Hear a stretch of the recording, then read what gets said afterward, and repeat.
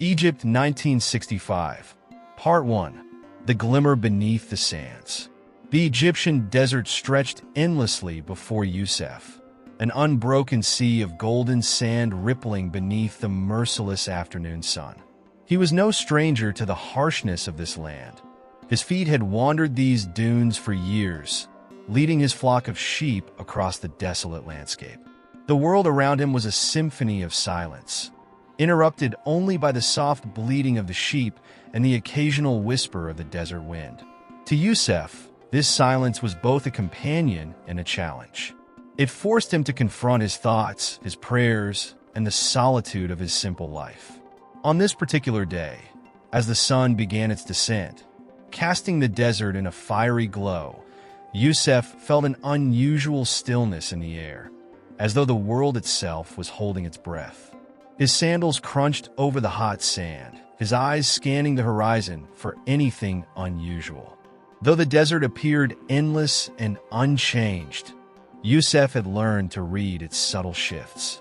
Today, however, something far more profound was about to emerge from beneath the sands. As he moved toward a familiar cluster of dunes, his foot suddenly struck something hard beneath the surface. The impact jolted him out of his reverie. Startled, Yusuf glanced down, expecting to see a rock or a buried piece of driftwood, remnants of ancient trees long consumed by the desert. But what he found was far stranger. He knelt, instinctively brushing the sand aside with his hands. The grains slipped away easily, revealing the edge of something wooden and weathered. Yusuf's heart quickened as he uncovered more of the object. Slowly, the full shape became clear, an old wooden cross, worn smooth by time and sand. Its edges were rounded, as though it had been carried by many hands before being lost to the desert. He marveled at its simplicity, the dark wood almost blackened in places from age. It had been buried for who knew how long, yet it felt as though it had been waiting for him. As he lifted the cross, a strange warmth pulsed through his hands. He held it up, examining it carefully. The wood bore no inscriptions, no carvings, and yet it felt sacred. Yusuf was not a man prone to superstition, but in that moment, he could not deny the sense of wonder that filled his heart.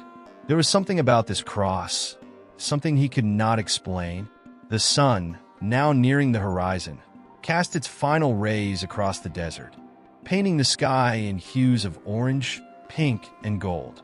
As the light touched the cross, it shimmered. At first, Yusuf thought his eyes were playing tricks on him. The desert was known to produce mirages, illusions of water and light. But this was no mirage. The cross seemed to glow from within, as if the setting sun had ignited something divine in its core. Yusuf's breath caught in his throat. He stood there, alone in the vastness of the desert, holding this ancient relic that now seemed to pulse with life. It was as though the desert itself had offered up a treasure long hidden beneath its sands. Yusuf's thoughts raced. Was this a sign? A message? He had always been a man of quiet faith, but this was beyond anything he had ever experienced. The cross in his hands felt like a direct connection to the divine. Unsure of what to do, he glanced around, but there was no one. Only his sheep, grazing quietly, oblivious to the wonder that had just occurred. The sky above had deepened into twilight, and the first stars began to emerge, sparkling against the fading light. The cross still glowed faintly, a beacon in the growing darkness. Yusuf knew he could not keep this discovery to himself. The weight of its importance pressed on him, both physically and spiritually. He felt a responsibility, not just to protect the cross, but to share it with those who might understand its significance. There was only one place he could go. The monks. The ancient Coptic monastery lay several miles to the west, nestled in the foothills where the desert met the mountains. He had never been particularly close to the monks, but he knew of their reputation as men of deep faith and wisdom. His decision was made. He would take the cross to them. Surely, they would know what to do with such a relic. Without another moment's hesitation, Yusuf wrapped the cross in his weathered cloak. securing it carefully.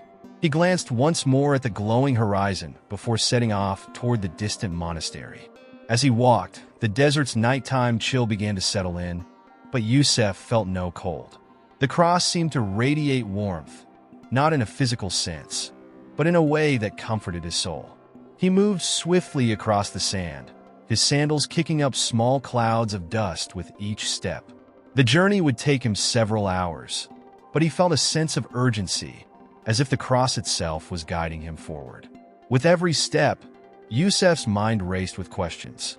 Who had buried the cross here? How long had it been hidden beneath the sands? And most importantly, why had it revealed itself to him? He had never considered himself worthy of such a divine encounter.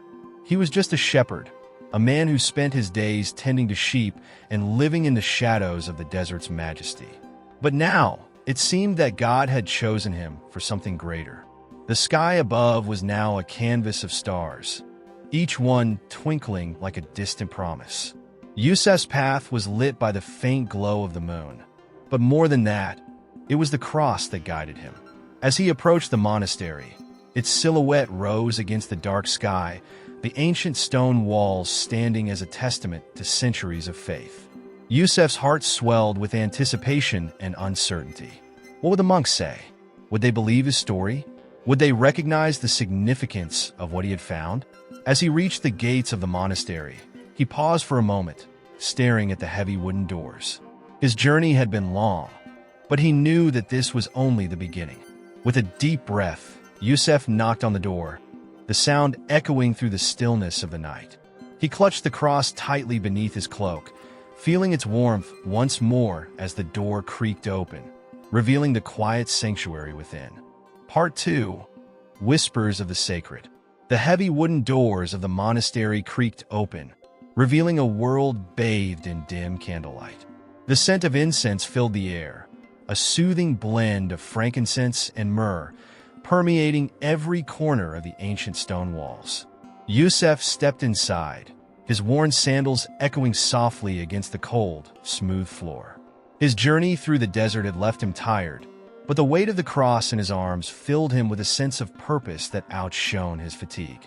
Father Matta, an elderly monk with a long, white beard and deep-set eyes, greeted him at the entrance. Though his frame was frail, his presence commanded respect. Father Matta had lived in the monastery for over 5 decades, dedicating his life to prayer, contemplation, and the silent rhythms of monastic life. He raised an eyebrow as he studied Yusef, his gaze lingering on the bundle wrapped in the shepherd's cloak. "What brings you here at such an hour, my son?" Father Matta's voice was a gentle rasp, softened by age and years of prayer. Yusef hesitated for a moment, unsure of how to explain the weight of what he had discovered. I found something, Father," Yusef stammered, his words uncertain, but the conviction in his heart unshakable.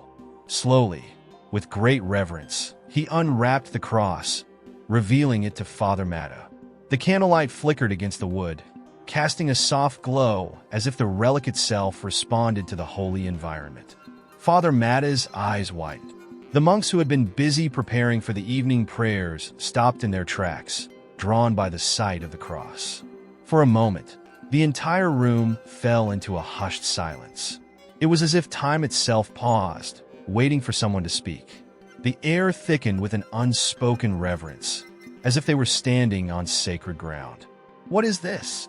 Father Matta whispered, stepping closer, his fingers trembling slightly as he reached out to touch the relic. His touch was cautious, respectful, as though the cross might shatter under his hands. But it did not. Instead, it remained solid, warm, and strangely alive. The glow that Yusef had seen in the desert seemed to flicker once more, faint but undeniable. Yusef explained how he had found the cross, buried beneath the sands, glowing under the setting sun. His words were simple, but the monks listened intently, their faces reflecting awe and disbelief. They had seen relics before, had prayed over holy objects, but there was something different about this cross, something ancient, something unexplainable. "This is not an ordinary relic," one of the younger monks, Brother Cyril, muttered as he moved closer to inspect it. He was known for his study of ancient Christian symbols, and his curiosity had been piqued. "Look at the wear, the age, this wood is centuries old." Father Matta nodded, his eyes narrowing as he examined the faint carvings that adorned the cross. The symbols, though worn down by time, were unmistakably ancient. They were unlike anything the monks had seen in their lifetime, but Father Matta recognized them. "These markings, they speak of martyrdom," he said slowly, his voice filled with both wonder and gravity. This cross could have belonged to one of the early Christians who suffered for their faith. The room grew even quieter, the weight of Father Matta's words sinking in. Yusef, still clutching the cross, felt a sense of awe wash over him. He had stumbled upon something much greater than he could have imagined. This cross was a relic of a time when faith was forged in persecution, a symbol of a martyr's sacrifice. Father Matta's expression softened as he turned to Yusef. "You have brought us a great gift, my son. This is no coincidence. God's hand is in this." But while Yusef felt honored, he couldn't shake the feeling that he was merely a messenger. The cross, now resting on the altar in the small chapel, seemed to pulse with a quiet energy. It was as if the very air around it had changed. The monks stood in reverence, their eyes fixed on the relic, whispering prayers of thanks and awe. The decision was made quickly and unanimously. The cross would stay within the monastery.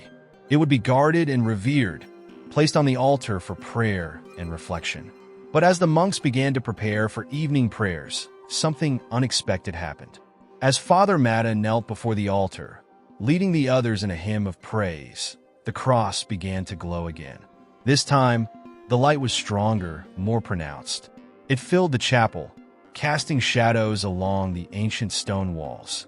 The monks, startled by the brightness, opened their eyes to witness the miracle unfolding before them.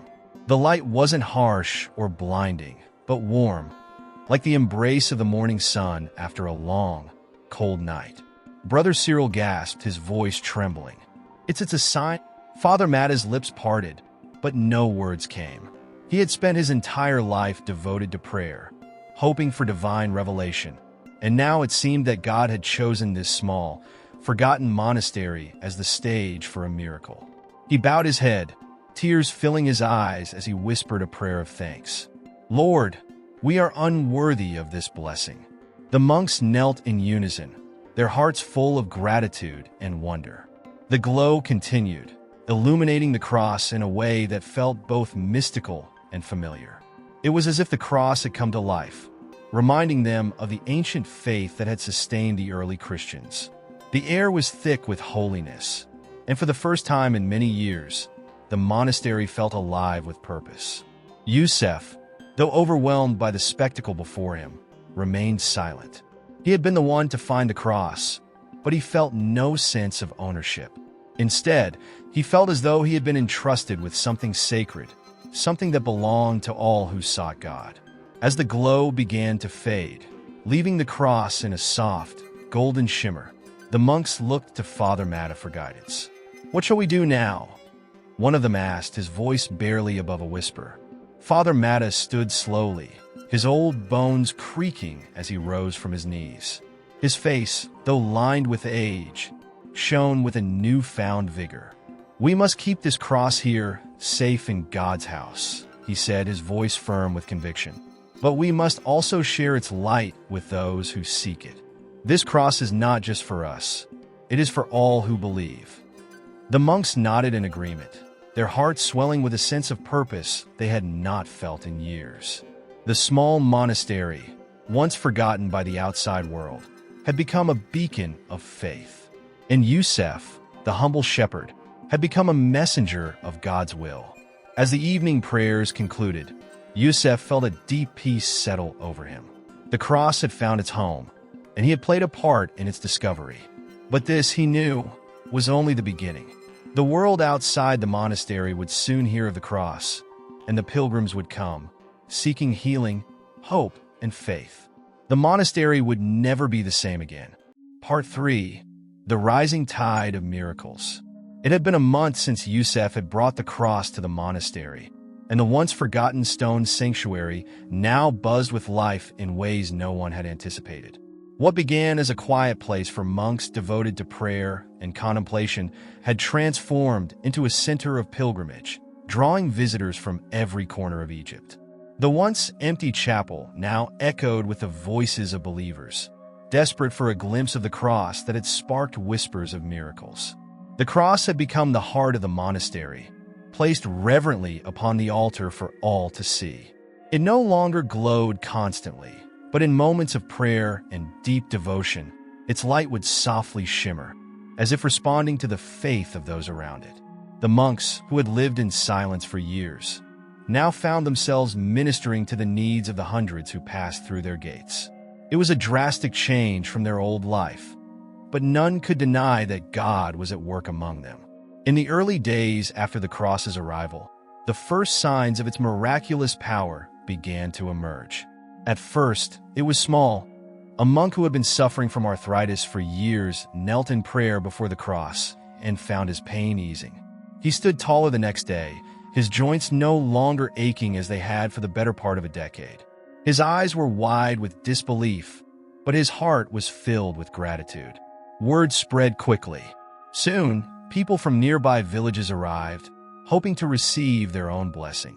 Some came out of curiosity, others out of desperation.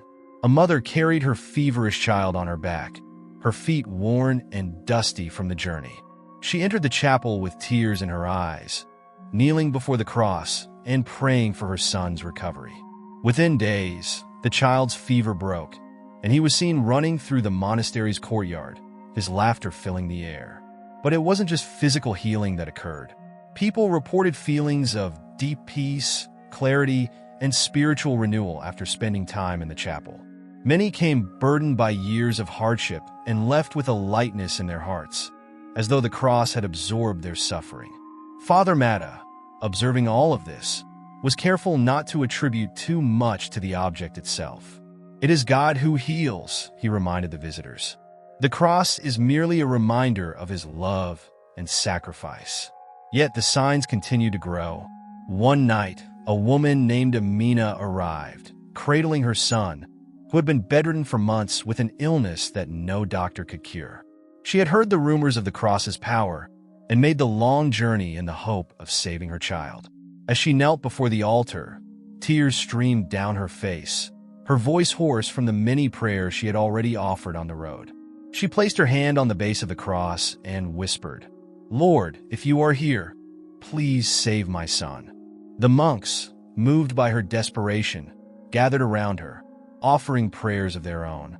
The night was silent except for their soft voices and the distant rustle of the desert wind. As Amina prayed, the cross began to glow, faint at first, then stronger, casting a golden light over the chapel. The monks fell silent, watching in awe as the cross seemed to respond to the depth of Amina's faith. The light washed over her and her son, who lay at her feet, his face pale and fragile. In that moment, something changed. The boy's shallow breaths deepened, and a soft color returned to his cheeks. Amina looked down, her heart racing as she realized that her son was no longer lifeless in her arms. His eyes fluttered open, and for the first time in weeks, he spoke, softly but with life. "Nama, I'm hungry." The chapel erupted in quiet gasps and murmurs of astonishment. Amina wept openly, clutching her son to her chest. Father Matta knelt beside her, his own eyes filled with tears, and together, they offered prayers of thanks. It was clear to everyone present that they had witnessed a miracle. The cross, now glowing softly, had been a vessel for divine healing. But as Father Matta had always insisted, it was God's mercy that had restored the child. The news of Amina's son spread quickly, and soon, the monastery was flooded with people from all walks of life. Farmers, merchants, soldiers, and even members of the clergy arrived, seeking healing, hope, or simply a glimpse of the miraculous cross. The once desolate courtyard became a gathering place for pilgrims, their voices filling the air with hymns and prayers. The monks, who had lived in relative obscurity for so long, found themselves guiding and caring for these pilgrims, offering counsel, food, and shelter. But the influx of people also brought challenges. Not everyone came with pure intentions. Among the faithful were those driven by greed or skepticism. Some saw the cross as a magical object, one that could be manipulated or sold for personal gain. A wealthy landowner from a distant city arrived, offering large sums of money to the monks in exchange for the cross, believing it would bring him wealth and power. Father Matta, though gentle in spirit, firmly refused, reminding the man that the cross was not theirs to give or sell. Still, the presence of such visitors unsettled the monastery. Yusef, who had been at the center of this transformation, remained humble but watchful. Though he had never sought attention, people now looked to him as a messenger of God, a man chosen to bring the cross to light. He often found himself in quiet corners of the courtyard, offering simple words of encouragement to those who sought him out. Despite his newfound role, he remained the same shepherd at heart, content to listen and guide. As the days passed, the miracles continued, though not always in dramatic ways. A woman, tormented by grief after the loss of her husband, found peace after days of prayer at the cross. A young man, who had been lost in a life of sin, experienced a profound change of heart, vowing to live a life of faith. These quiet transformations, though less sensational, were just as significant in the eyes of the monks. One afternoon, as the sun began to set, casting long shadows over the courtyard, Yusef stood before the cross, reflecting on all that had transpired. He had never imagined that his simple discovery in the desert would lead to such a profound movement of faith.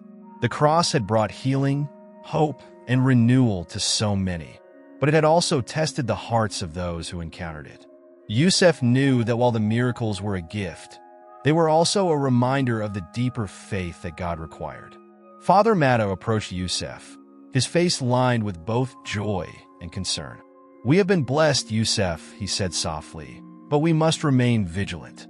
The cross is a symbol of God's love, but it is also a reminder of the sacrifice that faith demands." Yusef nodded, understanding the weight of his words. The miracles, while beautiful, were not the end of the journey. They were merely the beginning. The true miracle, Yusef realized, was the awakening of faith in the hearts of those who came to the monastery, drawn not just by the cross but by the presence of God himself. The desert, once barren and silent, had become a place of spiritual renewal, and Yusef, though still a humble shepherd, had played his part in bringing it to life. Part 4. Shadows in the Holy Light. The monastery, now bustling with pilgrims by day, returned to a stillness by night that almost felt sacred.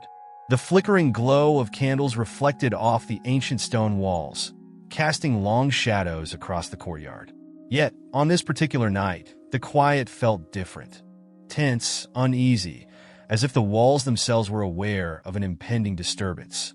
The moon hung low in the sky, illuminating the desert's edge beyond the gates, and the monks had already retired for the evening after a long day of attending to the endless stream of visitors.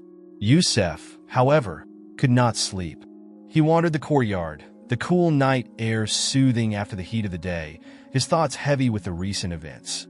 While many had come seeking miracles, he could not ignore the growing number of those who arrived with greed in their hearts, attempting to buy or steal the cross, believing it to be a relic that could bestow power or wealth. Despite Father Matta's best efforts to explain that the cross's purpose was to renew faith and heal souls, it was clear that not everyone understood, or wanted to understand, the sacred nature of what was happening within the monastery walls. As Yusef passed the chapel, a subtle movement caught his eye. His breath hitched in his throat. The silhouette of a figure, no, several figures, moved in the shadows near the entrance. He narrowed his eyes, trying to discern whether it was one of the monks or a late-arriving pilgrim. But something in their movements felt wrong. They were not reverent. They were not kneeling in prayer or approaching the cross in awe. They moved with stealth, with purpose, and with ill intentions. Yusef's heart raced. He knew immediately what this was. The rumors had spread far and wide, attracting not only the faithful, but also those who sought to exploit the divine relic for personal gain. These men were no pilgrims. They were thieves. Without hesitation, Yusef hurried toward the chapel, his footsteps quick yet careful, the soft shuffle of his sandals masked by the wind. As he approached, the figures became clearer. 3 men, dressed in dark robes, their faces partially covered by scarves. They were attempting to pry open the chapel doors with crude tools, oblivious to Yusef's presence. Their plan was simple: break in, steal the cross, and disappear into the night before anyone could stop them. Yusef's heart pounded in his chest. He was no warrior, no soldier, but he knew he could not stand idly by and let them take what was holy.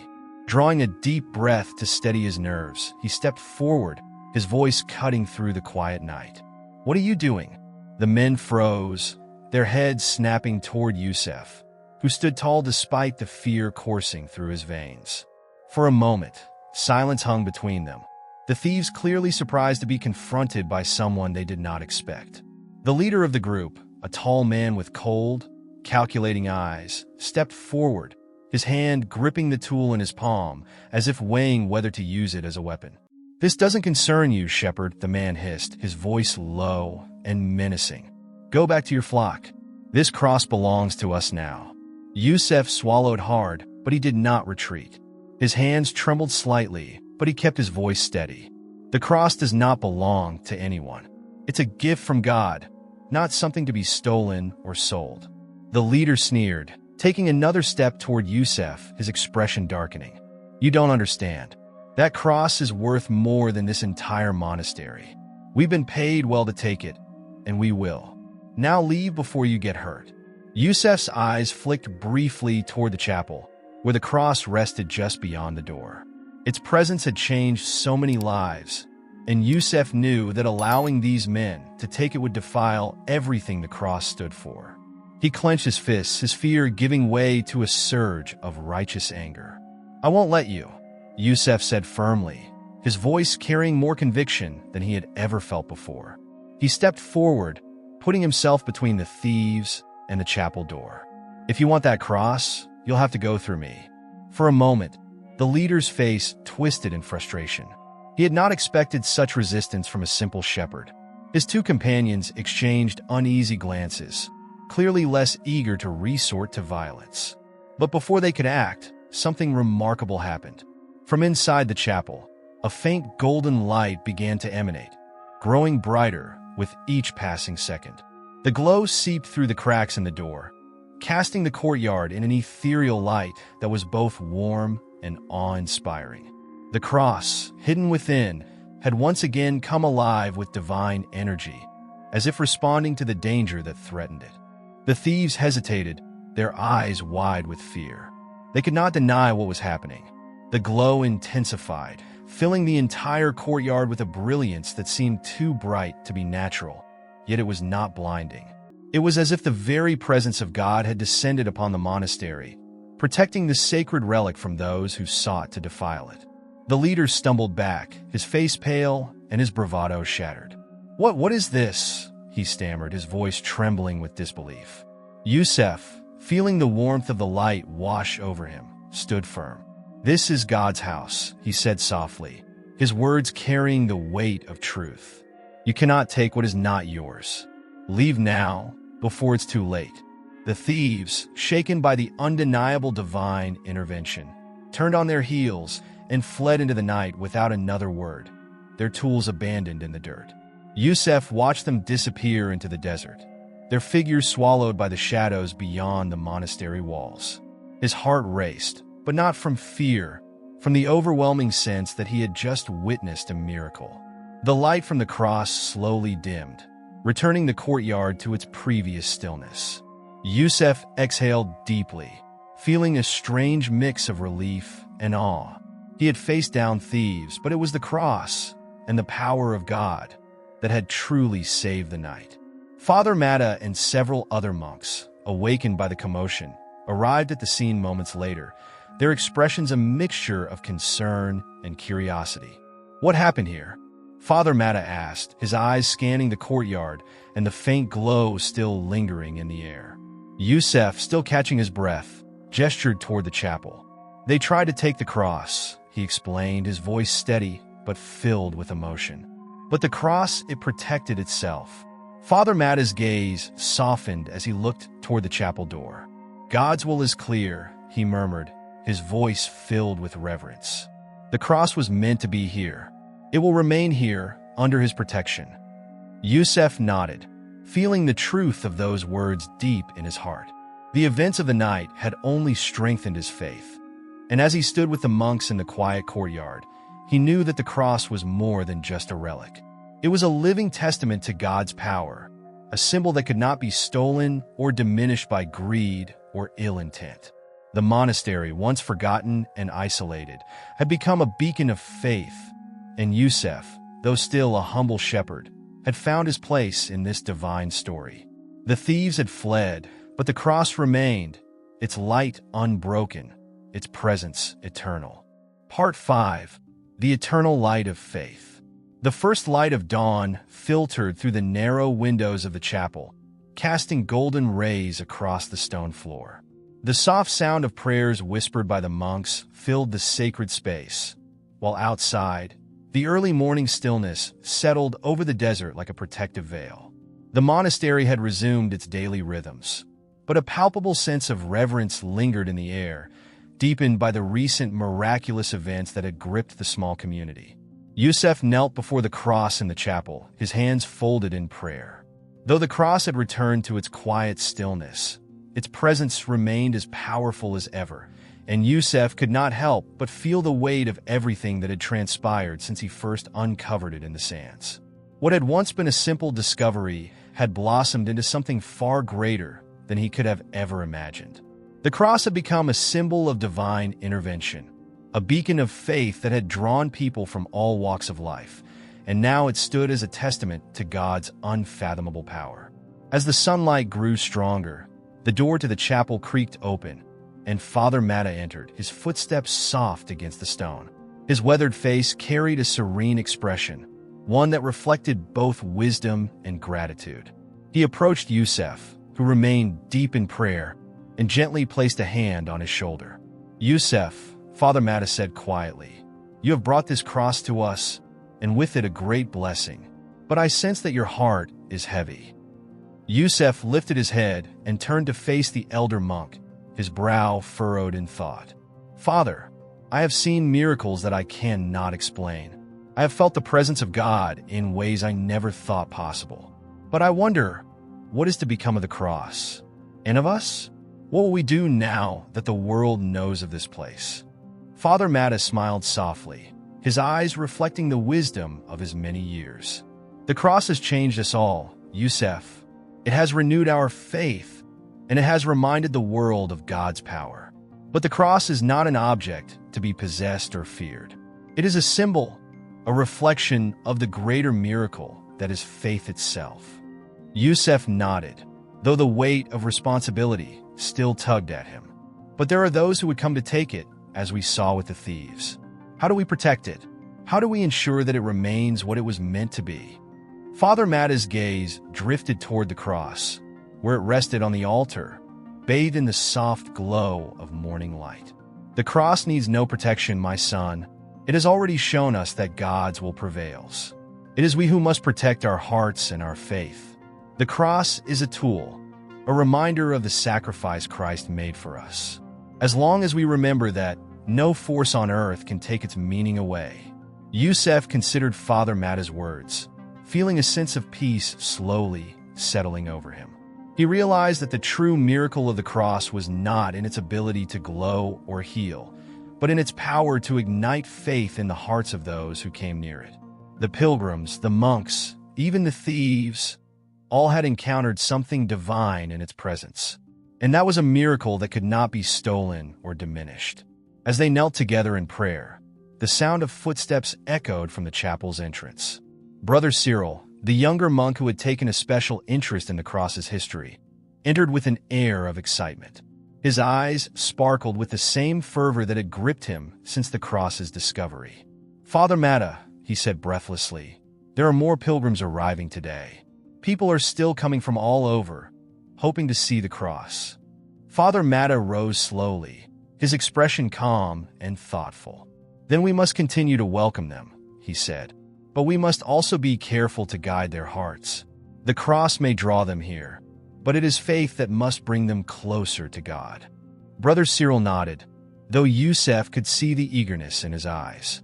For many of the younger monks, the influx of visitors had breathed new life into the monastery, and while their faith was sincere, Yusef understood Father Mata's caution. The cross was not a spectacle. It was a bridge to something far greater. Later that morning, as the monks prepared to receive the new wave of pilgrims, Yusef found himself standing in the courtyard, watching as men, women, and children arrived with weary steps and hopeful hearts. Some carried the weight of illness and despair on their faces, while others bore expressions of reverence and awe. They had heard the stories of healings, of divine light, of lives transformed, and they had come seeking their own miracles. Yusef's thoughts wandered as he watched them enter the monastery. The cross had become a focal point for so many, but he wondered how many truly understood the meaning behind it. Would they see the cross for what it was, a symbol of sacrifice, of faith, of God's love? Or would they be lost in the allure of the miraculous, chasing after the glow without embracing the deeper message? As the crowd grew, Father Mata approached Yusef once more, his presence a calming force amid the chaos. "It is time, Yusef," he said softly, "for you to take your place among them." Yusef frowned slightly. "What do you mean, Father?" Father Mata smiled knowingly. "You have been chosen for this, whether you realize it or not. The cross called to you in the desert, and you answered. You are not just a shepherd of sheep, Yusef. You are a shepherd of souls. It is your duty now to help these people understand that the true miracle is not in the cross, but in the faith it inspires." Yusef's heart swelled at Father Mata's words. He had never sought such a role, but as he stood before the growing crowd of pilgrims, he understood that this was his calling. God had led him to the cross for a reason, and now it was his responsibility to guide others toward the same truth that had been revealed to him. With newfound resolve, Yusef stepped forward, positioning himself at the entrance to the chapel. The pilgrims looked at him expectantly, their eyes filled with a mix of hope and wonder. He could see in their faces the same yearning that had filled his own heart when he first held the cross. And now, he knew what he had to say. "My brothers and sisters," Yusef began, his voice clear and steady, "the cross you have come to see is a symbol of something far greater than any of us. It is a reminder of the sacrifice that Christ made for all humanity, and it is through that sacrifice that we are healed, not just in body but in spirit." The crowd listened intently, their eyes fixed on Yusef as he spoke. He could see the flicker of understanding begin to light in their hearts, and he knew that this was the true miracle, awakening their faith. "The cross is here to remind us that God's love is eternal," Yusef continued. "But the power of the cross lies not in its glow or its miracles. It lies in the faith that it inspires within us. Each of you has come here seeking something: healing, hope, answers. But know this: the true gift of God is not found in objects or places. It is found in the depths of your own heart, in your relationship with Him." As Yusef finished speaking, a profound silence fell over the courtyard. The pilgrims, once restless with anticipation, now stood in quiet reflection. Some bowed their heads in prayer, while others gazed up at the sky, their hearts lifted by Yusef's words. Father Mata, watching from the side, smiled with quiet pride. Yusef had found his place, not just as the man who discovered the cross, but as the shepherd who would lead others to the truth. As the day wore on, the cross continued to draw people from far and wide. But Yusef knew that its greatest power was not in the miracles it performed, but in the light it had sparked in the hearts of all who came near. The true miracle of the cross was the renewal of faith, and that, Yusef realized, was a light that would never fade. The monastery, once isolated and forgotten, had become a sanctuary for the faithful, a place where the eternal light of God's love would shine, long after the world had forgotten the cross that Yusef had found beneath the desert sands. And in that light, Yusef knew they would all be healed. If this story moved you, Please leave a comment below to share your thoughts and experiences. Thank you so much for watching, and as always, God bless you.